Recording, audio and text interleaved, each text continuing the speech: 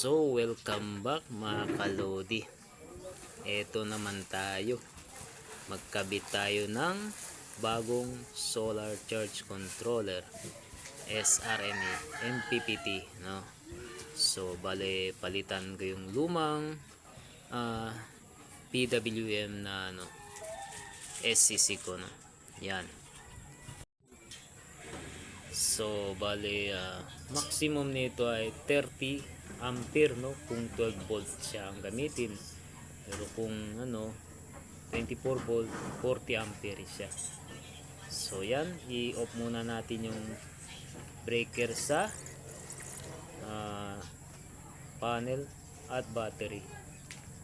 Yan, para kabit natin ng maayos ang bago nating MPPT na solar charge controller.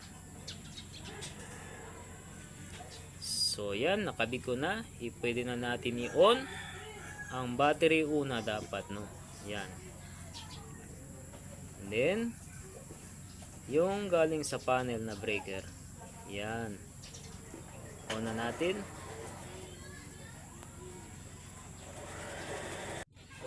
So ayos, no? Tama lang yung pagkakabit natin mga kalodi, no?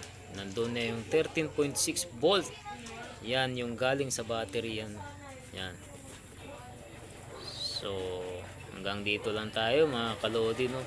Maraming salamat, no? So kung may comment kayo, comment below lang mga kalodi, no? Yan. Hanggang dito lang.